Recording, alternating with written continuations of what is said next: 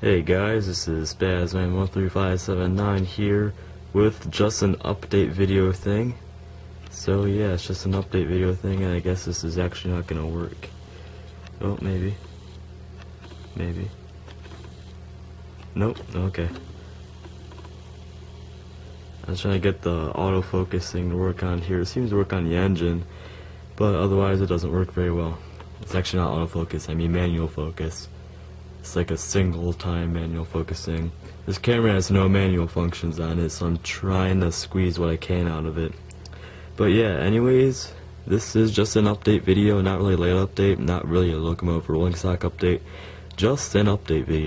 Now that autofocus is back on the camera, let's start with the update thing, I guess. Alright, on the bench work for the Conrail line, I got all of the foam that was needed for where the track's gonna be at, except for right there. I'm probably just gonna get a huge sheet and put it right there, but this is all 1-inch pink foam. It's all only a 4x8 sheet, and I still have some left over way over there on top of that thing. I still have some left over.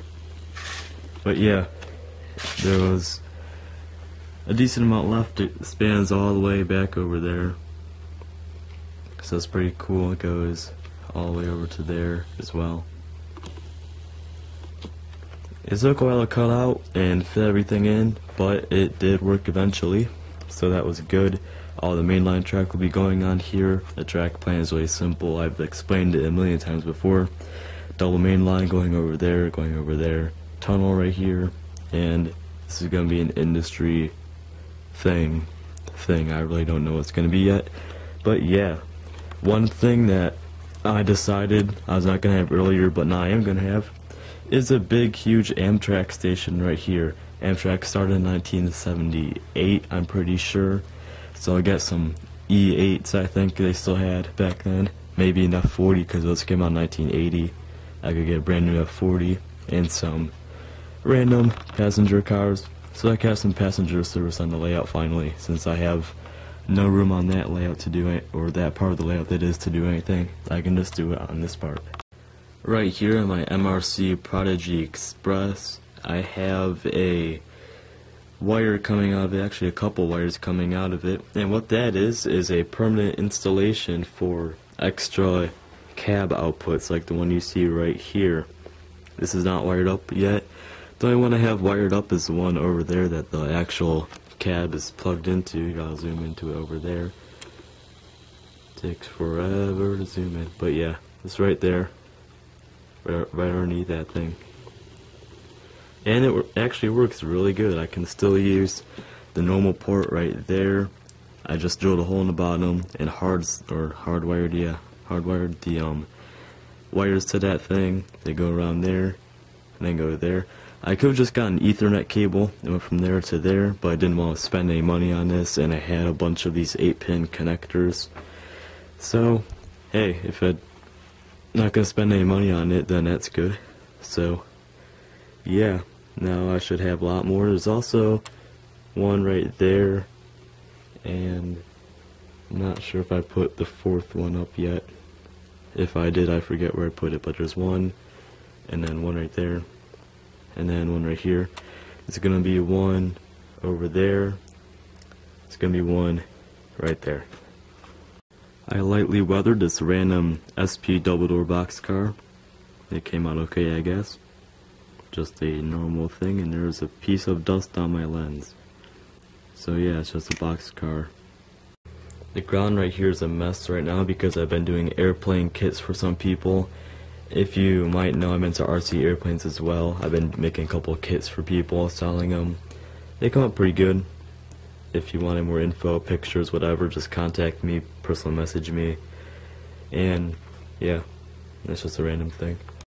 This engine, which I still don't know I'm gonna make yet, but it's number 9010. I still don't know I'm gonna make it, but it got a new NCE decoder specifically designed for this actual Atlas S4 engine, and it works awesome. The layout is not operable right now because I'm doing a crap load of work on it, but yeah, so that thing is working out pretty good.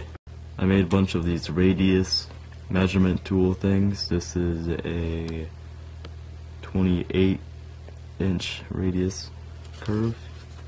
Just goes out to there, can't really get in view there. But yeah, I made a bunch of them going from 18 to 30, and they've actually helped make the lines for the turns around here and stuff, so yeah, it's pretty cool. I got this little Logitech sound system. It's actually kind of a modified sound system. I bought two things from Best Buy, put them together. It has some 2-inch tweeters right there, left and right. That was a set by itself. Then I got some other set, but the tweeters are upstairs, and there's a 30 amp or 30 watt sub, I think that is. I forget the watts on it, but it's a pretty pumpy sub. The system itself, without being EQ'd, is very, very bassy. I've EQ'd that down because I really don't like that much bass. And yeah, so now I can listen to music while I'm working down here without having to blast my stereo thing, because this gets very loud without going up very high at all. It was like $50 for the entire thing, just some random thing that I did, and it turned out good, I guess. Now I can actually do something while I'm working on stuff. Speaking of working on stuff, I've been working on the Cotton Belt GP30. It is coming along really nicely so far. There's a little zoom in on it. There's a nose. It's got all the lights installed and everything. On the back it has all the grab irons. If you'll decide to focus, come on. Come on. Okay, I'm gonna put it into manual focus. But yeah, there's the side. There we go, there's the end. You can see all the grab irons along there. The light cluster up there. All the fans are done up on top of there. Speaking of fans, I'll show you guys something really cool in a second after I'm done with this. But yeah, the grab I cannot talk. All the grab irons are installed. There's gonna be marker lights, there's gonna be gyro lights, there's gonna be normal lights up there. And then there's gonna be marker lights in the front, Mars light on top, normal light in or on the bottom, and gyro light in the middle. All that crap. It's got a couple decals on it right now, so it's pretty cool. It's coming out really good. SP 4800 that I did maybe a year ago. I have never really truly finished this engine. I've never gotten around to painting the handrails, that's about it, but I'm destined to finish it pretty soon. I'm going to put a better decoder in it. It used to have a Digitrax, so I'm going to switch over to TCS, because TCS is awesome. So yeah, it's pretty cool. Came out good a year ago when I did it.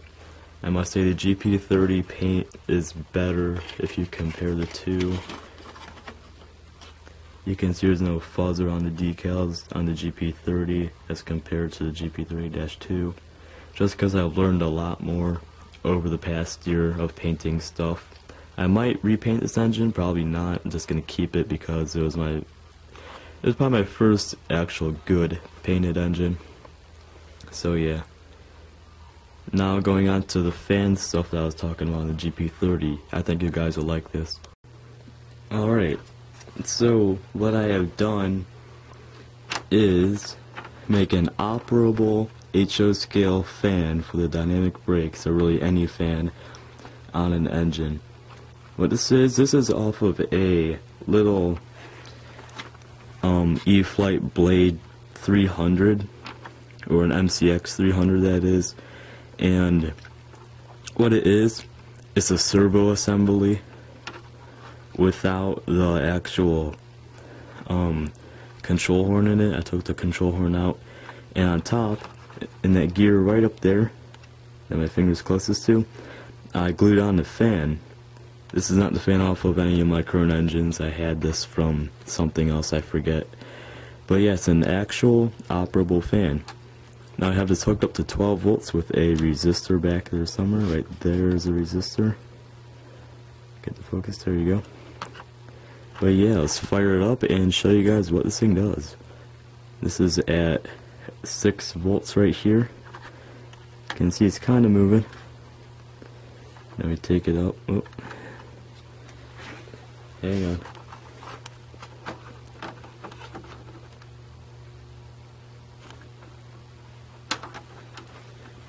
Alright, we'll take it up to 10 volts. It gets going a little bit faster, as you can see. Take it all the way up to 12. It gets kind of fast. I've seen a couple fans going this fast in real life, but it's not that good.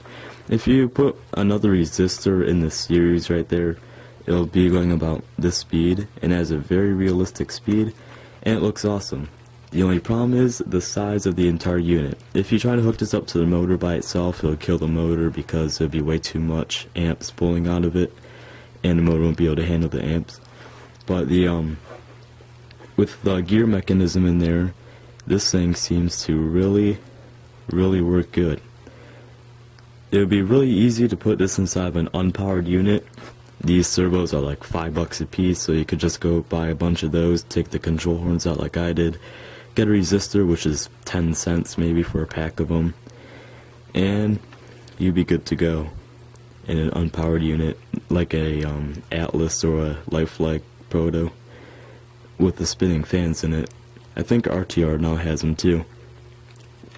But yeah, I may install this in something. I'm not sure. I'm just kind of rambling on now. Yeah, I might install it. I don't know. It's pretty cool. It's just a good idea that I thought I'd share with you guys, and maybe someone can use it. Back here, there's been some major changes. As you can see, it's a lot different than it normally, or than it was before, that is. What it has now, double main line. This is a 2% grade going from there up to the diamond crossing over there, and then it just ends right there. 2% grade. Double main line continues. There's a crossover right here, and another one right there that will be continued. Now keep in mind, this is all level now. I don't have any main lines going underneath the table or any of that crap because I don't want my engines burning out from having to go over 8% grades pulling 20 cars. What I have right now though, I'll have another track. This is going to be the staging yard. Not that big, that's what she said, but yeah, it's not that big. It's only 3 tracks of staging for cars, that is. Now we go over here. It's going to be for locomotives, just to sit and do whatever. If I don't want them or I'm not using them, I can just set them in there. And yeah, it took a while to lay all this track, but it was worth it because this is a lot better system. Yes, the staging yard's going to end right there where those tracks are ending now, but the double main line is going to continue and then kind of cross over to there, continue around here. Don't mind all that track, nothing's going to be right there, it's just going to be double main line, continuing all the way down to there. And a very slow zoom. Yep, it's going to go all the way down to there. So it's not as big as it was. Another that's what she said joke, yes I know. But yeah, it is just a lot simpler, a lot more refined, I guess you could say. But it should work better, not so much strain on my engines. Because nobody wants their $200 Atlas engine burning out just because of bad track work, or bad bench work, whichever one. So yeah, hopefully this system will work a lot better and it'll have smoother running trains. Okay, so now I'm going to get into stuff that I'm going to be selling for sale. Yeah. First of all, you guys have seen this before. The SU 4648 GP40-2 with a dynamic brake housing cut off. It's like that in real life. This thing is decked out with detail. The weathering is just like the prototype was before it got wrecked, that is. It was in a really bad CP wreck.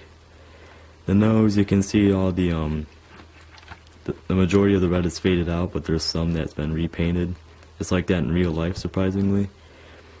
It's kind of weird, but they had it like that. Beacon, which is operating. Here I will turn the beacon on, the switches on the bottom and turn it on because this is an unpowered unit. If you turn the lights off, you can see it blinks. It's actually pretty bright.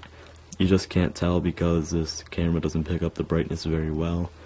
If we turn this back on. Oh, maybe. There, okay. Well, actually, I'm going to keep it off because it also has operating ditch lights. If you turn the L thing on. Lights. Hooray. Keep in mind, if you do buy this, that bottom light will be repaired. It just right now burnt out because it was a bad bulb.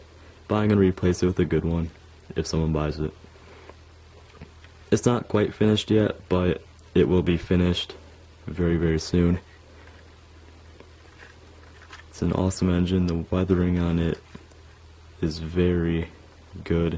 It runs off of a single AA battery inside. It's very easy to change it. You just take off the shell, and the AA battery is inside, but like a AA battery holder, like a toy or something you would buy. And you just take out the battery, put a new one in.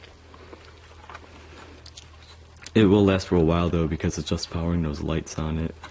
And there's a flasher circuit from a end of train device inside there for the little light there. So yeah, the horn is in the right place. It has all the weird weathering back there, but it is prototypical. The back ditch lights and backlights do not operate. That'd be way too much to go through to try to get those to operate as well. I'll be selling this, let's say $35 shipped to you. So yeah, if you want, I guess like faster shipping, it'll be $40, but $35 just for standard shipping. Well, not $35 for shipping, but $35 for the engine delivered to you. So let's get on to some more stuff for sale. Hooray! Here's a Bing & Roost stock. 50-foot Berwick boxcar, just a standard blueprint series. It's not really standard, it's actually like crazy good in detail. I'm so sad that they're getting rid of the blueprint series line because Atlas bought out Branchline. So now they're not making these anymore, which is very sad because I love these kits to death. Yeah, the detail is really good on them. I will install the little steps right there. I just didn't put them on because I didn't want getting broken. But yeah, so this could be probably $15 shipped to you wherever you live. It's just a lightly weathered car. It's nothing very big. But yeah, 15 bucks. Here's another super lightly weathered car. This is actually a lot even more lighterly colored or weathered, if that makes any sense at all. It's a CHTT Union Pacific patch on it. It's made by LBF company, as you can see right there. How did that just fall? Stay, okay there. But yeah, it is just very lightly weathered, the roof weathered like that. These are really awesome kits. They're really easy to put together, but they have really good detail. Like the roof, I especially like just the detailing in it. They seem pretty good. It'll again be $15 shipped with metal wheels. I think they're Intermount metal wheels and KD number 158 whisker scale head. So it's like top of the line couplers right there. These will be weathered if you're wanting to buy it. They will be weathered. I just didn't get around to it because I tried to get this car out because I've had it sitting around for a while and I really need to sell it. So yeah, $15 shipped to you. We'll buy this car. Here's one of my better cars I think I did. It looks kind of strange, but if you go to the prototype pictures of these things, they were really weird looking. They had a bunch of rust up here, and a lot have the different inlet right there. On the side they look almost brand new, just kind of faded. But yeah, in real life they're like that. This is a, I always forget the name of it, McKean Models I think. SP, just a standard plate C car. The detail's pretty good. It's all molded, no metal stuff on it. It has good KD whisker couplers and metal wheels and stuff. I think there's actually Atlas trucks on it as well, which is always good. Atlas has awesome trucks. But yeah, Since this is a little bit better of a car, $25 shipped to you. So yeah, just a brief overview of it. It did come out really good. I wanted to keep it, but it is more of a modern car, and I would have really no use for it on my 1975 Railway. It'll look really out of place, and I don't like having out-of-air stuff. So yeah, that's about it for this car. Moving on. This is one of the strangest cars I have ever seen while rail fanning. I saw one of these, took a picture of it, and I now decided to weather it after I got this car. It's a Sioux line with the color mark thing and the big wheat logo. Yes, the wheat logo. Has a little bit of graffiti hand styles on it. On the other side, it's just like that. There's one big rust spot like the real one was. On the opposite side, there was nothing. The couplers and trucks will be weathered. I just didn't get around to it again because these are brand new trucks and couplers on it. I didn't really have time to weather them yet, but I will get around to it if someone wants to buy it. The weathering on this car, I think, came out really good. I'm not sure if my camera's going to decide to let me focus, but as you can see, there's just really decent weathering. I don't know why they did this, but they patched out the Sioux and put Sioux. Who knows why they did that? I don't know, but that's how it was. I think it's because it was Sioux line and not just Sioux. I think that's why they did it. The ends are weathered. They don't look weathered in the camera, but they are. I'm not sure why it doesn't pick it up. Same with that. Again, a really weird looking car, yet a really cool car. So yeah, this is probably about $30 shipped to you. Might be depending where you live, I'm not sure, but this one took quite a bit longer. And as you can see, it's a really heavily weathered car. It looks strange, but hey, if you put it on your layout, it could really draw some attention to it. Here's a real box car I did, or as I should say, X real box, because now it's LUCX. Yes, those are real reporting marks. I've never heard of them, you probably haven't either, but there was one real box car I saw one time that had LUCX on it, so I decided to make one. This car came out pretty good. I'm not sure if you can tell, but the weathering is pretty heavy on this one, especially when you get to the roof on it. Really heavy. Almost all these real box cars, though, back in the 70s when they were brand new, as compared to now, they have gotten insanely weathered. As you can see, though, the LUCX decals, or the reporting marks or whatever, are on the ends like they should be. A lot of people don't do that, but on better cars like this, I did decide to do that. It took a while, but it really pays off because it comes out really good. As you can see, yes, there's graffiti on it. Some people might not like that, but that was on the car. I do not have a picture because my hard drive decided to crash on me and delete a bunch of pictures, but I did it by memory. I just remember it said work in the different sills there, and it had blue in it. I don't know why you put blue in it, it looks kind of stupid, but hey, they did it in real life, so I did it on the model. But the logo and everything came out really good, as you can see right there. There's a little hand style graffiti mark right there. The decals came out excellent. And yeah, again, I did a little bit more work on this car, so it'll be $30 shipped to you. I've had this car for God knows how long, probably a good 4 years. It was one of my first weathered cars that actually didn't come out terrible. I did really light on this one, and it came out okay, I guess. Not the best thing in the world, but it's not bad or anything. It's just not really weathered. It has metal wheels, Katie whisker couplers like most of my other cars do. The ends are done up, not very much. This will look really good on like a early 90s to late 90s layout, maybe even 2000s, not sure.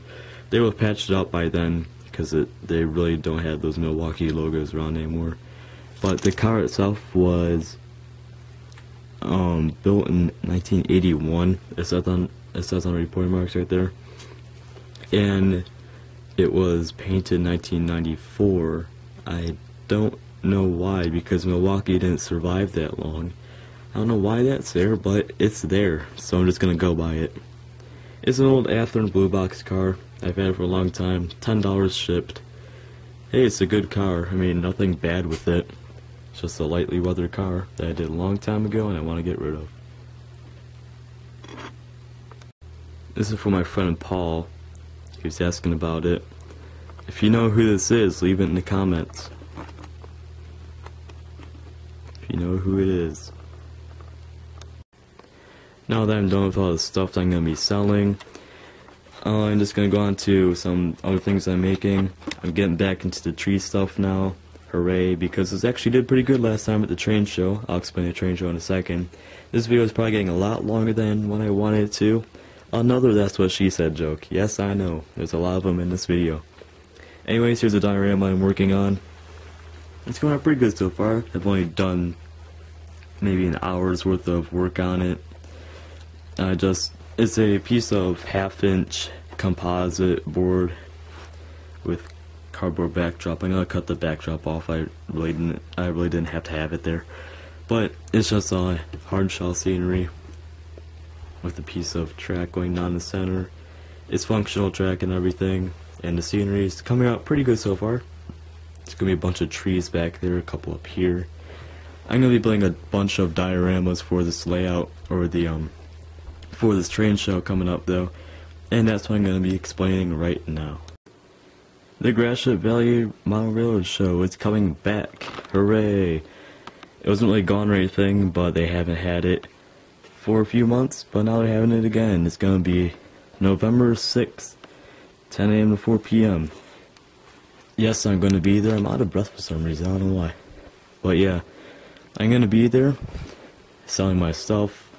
Selling trees, obviously, because that's always what I've been into. And then a couple dioramas. Whatever cars don't sell in this video, I'm going to be selling there. I'm out of breath. I don't know why. That was weird. Okay. Alright. But yeah, it's just a really fun show. As you can see, Southeast Michigan. It's the largest one-day show. Hooray. But yeah. It's a fun show to come to. There's a bunch of operating layouts. They have some incredibly good deals on Atlas locomotives. I don't know why, but this show always seems to have awesome deals on Atlas engines. I've gotten all my proto units, Atlas units. There's another Atlas over there. I've never bought an engine for more than $40 at this show. I actually have a couple more Atlases over there somewhere. I bought 3 Genesis F units for very cheap, I think $95 for a 3-piece set, which is incredible. But yeah, it's just a good show to come to. If you want to look at more info, just pause the video right now while it's in focus. But yeah, so come to it if you want. It's really just a good show. Come say hi to me. If you see me there, come say hi to me. If you want to see my face, then go back to my earlier videos. I don't know, do something. No, but actually this is my face. I'm standing in a mirror.